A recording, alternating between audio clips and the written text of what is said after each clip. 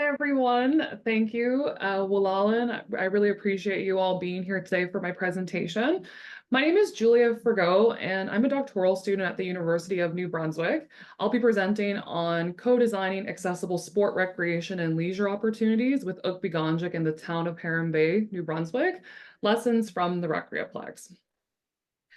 Before I share more of our project's findings, I do need to mention the Reimagining Access to Sport, Recreation, and Leisure team and those who support this work.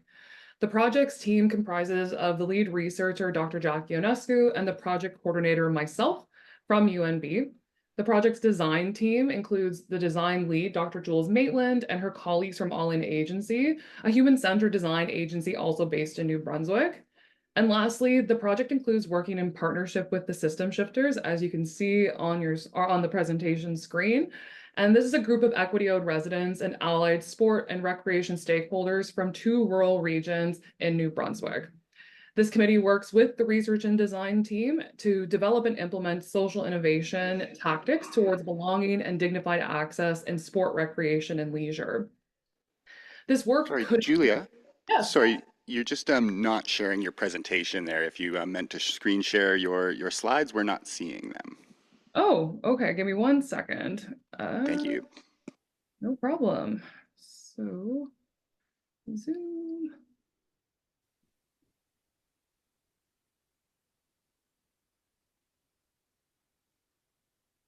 Can we see the screen now? Perfect. Yes, we can. Wonderful. I'll go back to sharing the full screen though. But as I was mentioning, this work couldn't be done without the support of the Economic and Social Inclusion Corporation and the Government of New Brunswick's Department of Tourism, Heritage and Culture, Sport and Recreation branch. We thank them for funding this incredibly important research and collaborative work. And again, I apologize for the technical issues. I thought my screen was being shared there at the moment. Before I share, the Reimagining Access to Sport, Recreation, and Leisure's project's purpose is ultimately to work collaboratively with equity-owed residents and sport, recreation, leisure providers, and allied community and provincial stakeholders to reimagine access to SRL for equity-owed residents and communities across New Brunswick. Our goals, which guide the overall project, really does aim to create effective and supportive access provisions to support participation in SRL among equity-owed New Brunswickers and to work collaboratively with partners to provide accessible and more inclusive SRL activities and opportunities for equity-owed New Brunswickers. For this project, 2 regional service commissions were selected for this project. The 2 RSCs are Restigouche County, as you can see on the slide here pointed up in the north, or RSC2, as well as Southwest County, or RSC10. These regions were selected for the following or on the following criteria. For one, they're both largely rural regions. Both regions have existing and active SRL access provisions within the region. So think pro sport, pro kids, I apologize, Jumpstart and Kid Sport. They also have support and involvement from municipal and the provincial recreation and sport consultants. They are both northern, or not both, I apologize, both regions are included because we have one in the north and one in the south. And lastly, both regions were included so that we can have a predominantly francophone, which is RSC2, as well as a predominantly anglophone region, which is RSC10. So I'll briefly explain how our work in year 1 led to the system shifters prototype. However, if you're interested in more details about the project's first year, I'd be more than happy to chat with you later, or I encourage you and invite you to check out our project's website, and the year 1 report is available there. But ultimately, at the end of year 1, we rounded out with a 6-week design sprint. For this sprint, we located 5 equity-owed residents and 1 community connector.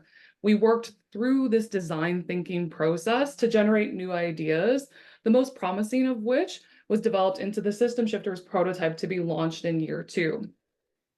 To clarify for anyone in the room as well who is unsure of what a prototype is, it's an initial model or experience designed to gather feedback and insights, fostering learning in the process. Moreover, it creates opportunities for us to assess its alignment with user needs. So the System Shifters prototype ultimately was designed and developed to explore whether collaboratively co-designing community tactics were a possible and feasible option to overcome barriers to participating in SRL, and it could also foster a sense of belonging and dignified access for equity owed residents. And again, just to cover any basis of project terminology, community tactics are concise, short-term initiatives like mini experiments or one-day events. Though they're created and tested by people with lived experience, SRL providers, and community allied stakeholders.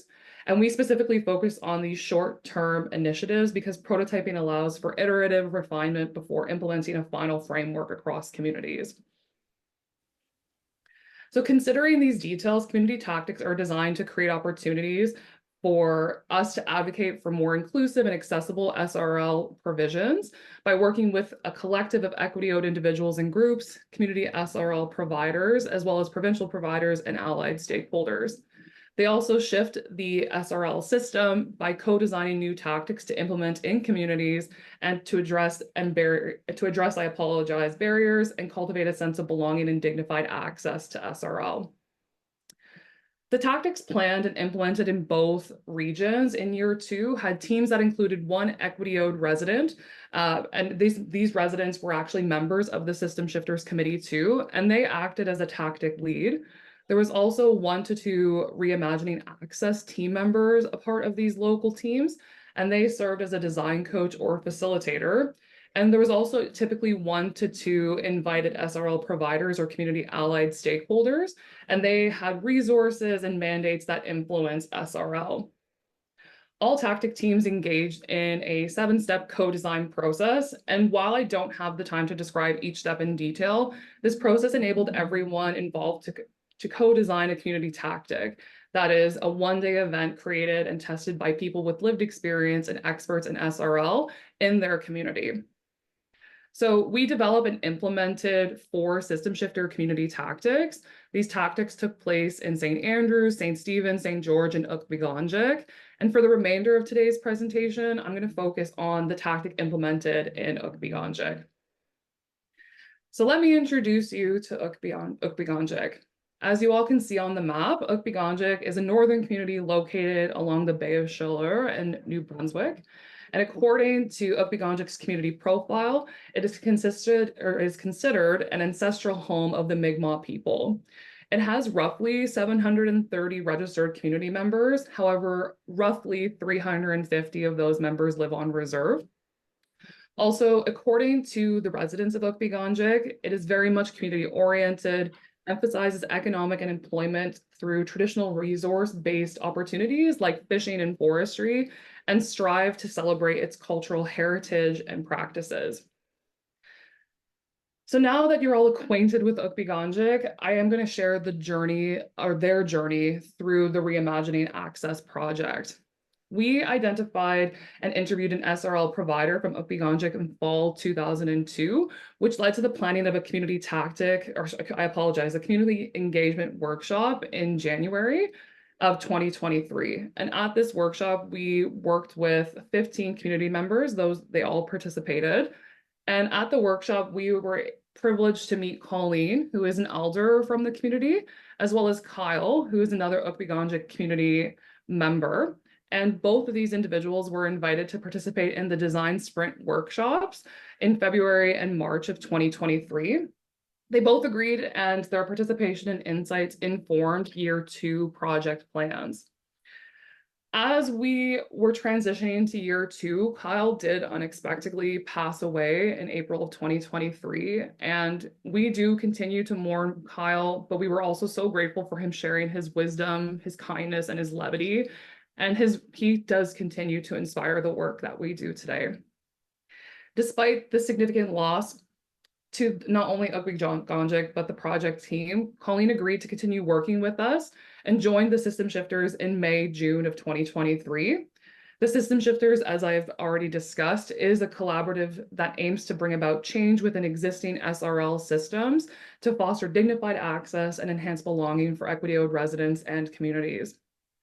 Colleen continues to be a member of the System Shifters to date. However, it's important that I note that she participated in the co-design experience as well with our Reimagining Access team and local SRL providers from June to December of 2023. Colleen played a key role in planning and implementing a community tactic for Ugpi'ganjig Elders. So the community tactic planned and implemented was the Ugpi'ganjig Elders Recreaplex trip. The community tactic team, who all had roles in the planning and implementation of this experience, included Colleen, the town of Heron Bay's recreation director, Recreaplex staff, and the Reimagining Access research and design team. The tactic was designed to address the issue of elders not feeling welcome at the Recreaplex and the lack of information on programs available to them at the recreation center. The tactic included a bus trip for Upgi'ganjig elders, bringing them from the community to the Recreaplex, which is roughly a 5-minute drive, to participate in the knowledge sharing experience. The experience was designed so that elders could learn about the SRL opportunities available for them at the Recreaplex, to create a welcoming environment in the Recreaplex for elders, and to foster connections and information sharing between Recreaplex staff and elders. Before I share some of the key learnings from the tactic, it's also important that I highlight how we collected the data. So we used 4 methods of data collection for this tactic. We used program evaluation surveys, which were filled out by community tactic participants who answered questions that examined the following factors: feeling included, feeling welcomed, the accessibility of the tactic, as well as SRL opportunities and opportunities for peer connection. We also used semi-structured interviews, which were conducted after the tactic to evaluate how the co-design experience impacted Colleen, as well as the town's director of recreation and Recreaplex staff. And lastly, we employed participant and field observations throughout the planning and implementation of Ugpi'ganjig's tactic. The data collected from these methods was then analyzed by the Reimagining Access team using thematic analysis. So excluding the community tactic team, 14 Ugpi'ganjig elders participated in the bus trip and information exchange event. After analyzing the program evaluation surveys, it was evident that the tactic positively impacted their sense of belonging and access. 100% of elders felt welcomed, 100% felt that the tactic increased accessibility to SRL opportunities, 86% of them felt included at the event, 64% of them felt that they met someone new, and again, all participants would recommend this information exchange to other elders and other Indigenous elders in New Brunswick and elsewhere. So as I mentioned earlier, Colleen played an integral role in planning and implementing the Ugpi'ganjig and Heron Bay community tactic. From her experience, she found planning and participating in the tactic to be beneficial and really appreciated the organization and attention to detail. She was also pleasantly surprised by the questions and level of interest from tactic participants, that is, other elders. They expressed the positive impact of implementing this tactic and voiced how they hope for continued support and involvement from community SRL providers, allied stakeholders, as well as the Reimagining Access project team. Colleen also provided insightful feedback and constructive criticism post-tactic. Her predominant points included the need for better and more signage in Mi'gmaq, and including Ugpi'ganjig's flag or logo in the Recreaplex. Including a tour of the Recreaplex would have been beneficial. While relationships too were established at this event, since the event, they had plateaued or even arguably dropped off. And lastly, involving other elders, SRL providers, and allied community stakeholders in the tactic planning process earlier would have strengthened relationships amongst all parties involved. The town of Heron Bay's recreation director and the recreation staff also shared what they gained from the information exchange. They felt that they have a better awareness now of the diversity in Heron Bay and the surrounding area. They felt that the tactic created the opportunity for them to hear Ugpi'ganjig elders' lived experiences, which deepened staff's understanding of the trauma, injustices, shame, and discrimination they face that prevents their participation in SRL. And they also felt the tactic challenged them to address stereotypes of Ugpi'ganjig elders and broader Indigenous groups. These providers also shared the ways in which this tactic has inspired future work or changes they want to make in the way they design, communicate, and offer SRL opportunities in Heron Bay and the surrounding area. They recognize that there's a need for adapting their programs and services to accommodate elders' needs and create more inclusive SRL opportunities and increase staff training and capacity for building EDI, which can better prepare them for working with Ugpi'ganjig elders and broader equity-owed residents in their community. So the purpose of my presentation was to share the findings of this co-design process and how it can support a sense of belonging and dignified access to community recreation facilities for Indigenous people in northern New Brunswick. In the case of Ugpi'ganjig, the community tactic and the co-design process and experience initiated the bridging between Ugpi'ganjig elders, Heron Bay Recreation and Recreaplex staff, and allied community stakeholders. It also presented the opportunity to cultivate empathy and mutual capacity building among all parties. The co-design process and experience also encouraged the exchange of insights and lived experience, thus informing how current and future SRL must be adapted for Ugpi'ganjig elders to access and participate in programs and services. And as I said earlier in my presentation, I do want to acknowledge that, again, that Colleen played an integral role in the co-design process. She provided us with a better understanding of the community and ensured that the research methods used were appropriate for Ugpi'ganjig elders. But we are aware that Indigenous methodologies could have been used to further inform the tactic and rationalize our choice and the forms of methods that were employed. So future sport, recreation, and leisure co-design work involving Indigenous communities are strongly urged to use these research designs. So again, I apologize for the technical issues before and just seeing my face, but I really do appreciate your attention, Walalin, and I'm looking forward to answering some of your questions.